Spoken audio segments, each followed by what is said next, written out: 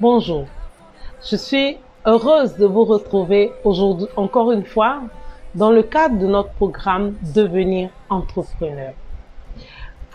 Aujourd'hui, nous allons parler de notre niche, de notre spécialisation. Lorsque je rencontre des auditeurs, des étudiants, des stagiaires, beaucoup me demandent pourquoi est-ce qu'il nous faut forcément définir une niche. Qu'est-ce qu'une niche?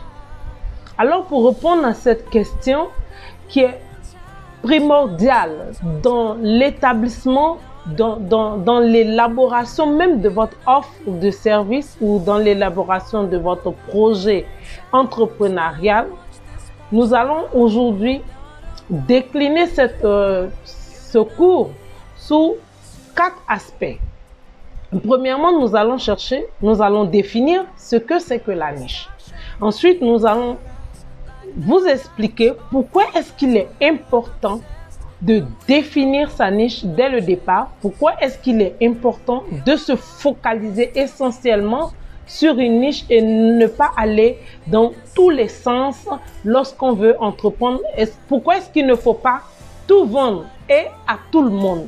L'importance donc de déterminer sa spécialisation, de déterminer le milieu, la cible, le public à qui on veut s'adresser et de déterminer même le type de produit que nous voulons faire. Nous allons donc vous donner la règle d'or pour pouvoir choisir sa niche et quel type de niche même aujourd'hui sont les plus rentables. Et pour finir, nous allons vous expliquer comment est-ce que vous pourrez planifier et viser. Donc sans plus tarder, roulement de tambour, sans plus tarder, nous allons entrer dans le vif du sujet. Okay. Beaucoup d'entrepreneurs essaient d'éviter les niches parce qu'ils voient souvent les grandes entreprises installées sur de larges marchés. Pour eux, il semble le plus avisé de ratisser le plus large et ils sont bien souvent tentés de le faire. Mais ils sont tentés, mais vous ne devriez pas succomber à cette tentation. Pourquoi? C'est l'une des pures erreurs à éviter lorsqu'on veut réussir. Il faut éviter d'aller dans tous les sens. Pour construire sa réussite, toute entreprise doit démarrer par une niche. Elle doit d'abord s'établir sur un domaine, s'établir sur une surface, s'établir dans un domaine spécifique, dans un domaine déterminé, auprès d'une cible bien définie avant de s'agrandir, avant de s'ouvrir à tout le public, avant de s'ouvrir à tout type de prospect. Je prends l'exemple de Microsoft. Microsoft a démarré sur une niche toute petite avec le basique. C'est-à-dire, ils ont commencé avec le langage de programmation pour un système d'exploitation qu'on appelait le CPM. Ils n'ont pas commencé Microsoft à vouloir se positionner sur tout ce qui est langage de programmation, sur tout ce qui est développement d'applications. Ils ont commencé avec le CPM. C'est pour dire quoi? Pour délivrer un produit ou un service unique, il faut forcément se placer sur une niche. Il faut se placer sur un domaine bien défini, faire fructifier cette niche et ensuite chercher à l'agrandir, chercher à élargir son champ d'action. C'est-à-dire, si vous voulez par exemple vendre, je vais dire quoi? Des formations, ou bien si vous voulez faire du commerce de vivrier. Je prends cet exemple-là. Si vous voulez faire du commerce de vivrier, vous n'allez pas commencer à vendre tous les fruits, les légumes, tout ce qui est du vivrier. C'est de faire du riz, des mangues, l'avocat, le gombo, la papaye, tout en même temps.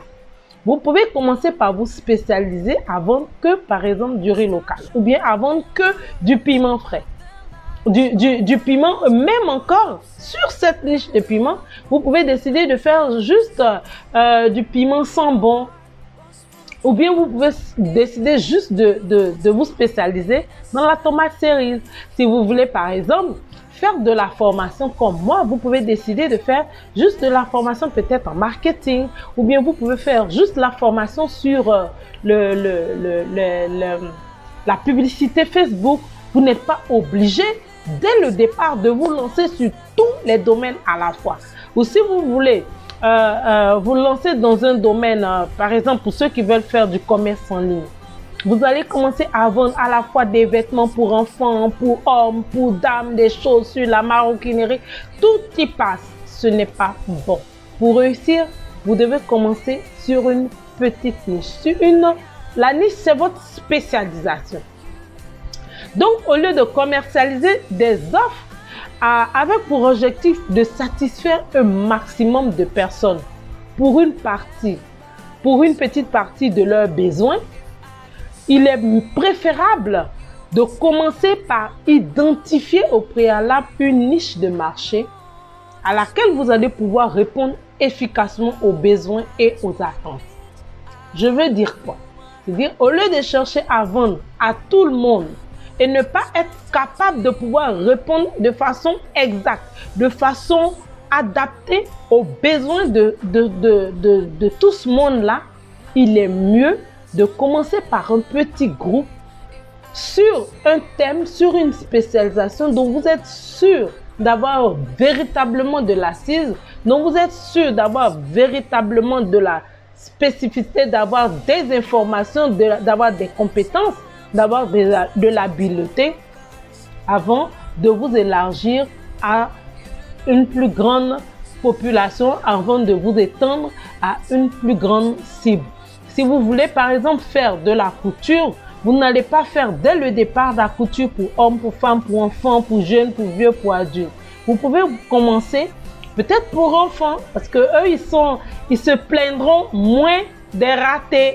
Voilà, vous pouvez, ou bien pour les vieillards qui se contentent de faire des boubous et tout, mais ça vous permettra d'asseoir votre notoriété, d'asseoir votre expertise sur cette niche-là avant de chercher à vous étendre, à vouloir faire des costumes, à vouloir faire des vestes sur mesure, à vouloir faire etc., des blazers, etc.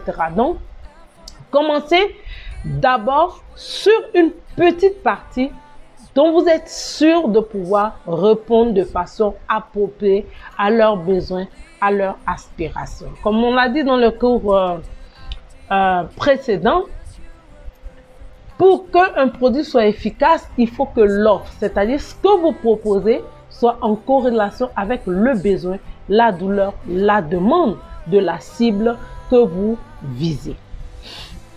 Notez que votre positionnement initial n'est pas obligatoirement définitif. Ce n'est pas parce que vous avez commencé juste par faire de la publicité, des formations sur la publicité Facebook, que cela veut dire qu'après vous ne pourrez pas faire des formations sur le marketing digital. Que cela ne veut pas dire que vous ne pourrez pas faire plus tard de la formation sur le référencement. Non, ce n'est pas définitif. La niche sur laquelle le positionnement initial que vous prenez n'est pas définitif. Mais il n'en reste pas moins qu'au départ, il est préférable de tester son idée sur un public précis, d'affiner son idée, d'assurer son expertise et au fil du temps, élargir ensuite sa cible, élargir ensuite le public visé. Pourquoi est-ce essentiel pour moi de se focaliser sur une niche? Lorsque vous avez étudié vos concurrents, vous avez dû constater à quel point un marché peut être vaste. Par exemple, sur un marché tel que la formation en informatique, je parle du domaine où je suis moi-même, vous comprendrez bien que c'est un marché aussi large qu'il y a de compétences sur le marché. Vous ne pourrez donc pas vous former dans tous les domaines. Vous ne pouvez pas être expert en programmation, ou bien vous ne pouvez pas être expert en Java, ou bien vous ne pouvez pas être expert dans tous les langages de programmation. Vous aurez beau être le plus disponible possible, c'est impossible. Vous ne pourrez pas donc répondre à tous les besoins d'un marché dans son intégralité. Ce n'est pas possible. C'est cette problématique-là, c'est ce constat-là qui nous emmène à dire qu'il est important de segmenter. C'est cette problématique donc, qui impose la nécessité de la segmentation du marché. Vous allez me demander ça, je suis sûre. Qu'est-ce que la segmentation? La segmentation, pour être simple, c'est le processus qui permet de diviser un marché qui a des besoins hétérogènes, c'est-à-dire qu'il y a plusieurs besoins en même temps, en des groupes plus petits, c'est-à-dire ce qu'on appelle des segments homogènes, afin d'appliquer des stratégies spécifiques. C'est-à-dire, en langage ivoirien, en langage plus simple, la segmentation, c'est de pouvoir, dans un gros marché, dans un marché où il y a plusieurs besoins, où il y a plusieurs aspirations, où il y a plusieurs problématiques, il faut diviser ce marché-là, il faut diviser cette population-là, cette cible-là, en les regroupant en domaines plus petits qu'on va appeler ici des segments, mais qui sont des domaines bien spécifiques afin que vous puissiez adopter pour chaque domaine une stratégie particulière, une stratégie adaptée. C'est dire quoi? Si vous vous lancez dans le marché de l'informatique, ce marché-là, c'est la population qui est intéressée par le domaine de l'informatique à plusieurs aspirations. Pour certains, c'est la domotique, c'est-à-dire les appareils, etc., les téléphones, les supports, les ordinateurs. Pour certains, leurs besoins en informatique, ça va être les applications. Ils veulent des logiciels, ils veulent des développements d'applications, ils veulent des solutions informatiques. Ou bien, pour d'autres, ça va être de la maintenance. Leur besoin en informatique va être essentiellement de la maintenance. Pour d'autres parties encore de ce même marché, le besoin en informatique va être la sécurité de leurs données, la sécurisation de leur base de données. Donc, vous voyez que sur ce même marché-là, il y a plusieurs aspirations, il y a plusieurs besoins, il y a plusieurs problématiques différentes. Segmenter donc reviendra à regrouper ces différents composants de cette population qui est intéressée par l'informatique en de petits groupes. C'est-à-dire que vous allez faire le groupe de ceux qui sont intéressés par les applications, qui veulent que des applications. Ceux qui sont intéressés par des outils informatiques, ordinateurs, etc., etc. Ceux qui sont intéressés par la sécurisation de leur base de données. Et donc, quand vous aurez segmenté ainsi le marché, ça vous permettra de choisir vers quel segment vous allez vous spécialiser avant de vouloir répondre à tous ces besoins-là. C'est ce qu'on appelle la segmentation. C'est cela le concept de la niche. Donc, quand vous aurez fini de répartir tous ces besoins, vous allez dire, bon, moi, je vais me contenter de répondre aux aspirations de ceux qui veulent les applications, des solutions informatiques. Je vais encore plus loin. Je vais m'intéresser à ceux qui veulent des solutions informatiques pour le domaine agricole. Vous voyez comment la segmentation se passe. Donc, en découpant ainsi un marché, on trouve des segments. Et en découpant encore les segments, on trouve des niches. Et en divisant, voyez, on divise pour rendre encore plus spécifique. Donc, en divisant la niche, on retrouve le client. C'est-à-dire, dans la niche que vous allez trouver, quand vous aurez fini de segmenter et que vous aurez choisi un segment et que dans ce segment-là, vous aurez choisi encore la niche, c'est-à-dire, dans ceux qui veulent les solutions informatiques, vous avez choisi ceux qui veulent des solutions informatiques pour gérer leur réseau de distribution de leurs produits agricoles ou de leur vente. Vous voyez, vous avez encore déniché une niche dans le segment. Dans la niche, vous allez trouver votre client. C'est-à-dire celui qui va prendre votre produit. OK?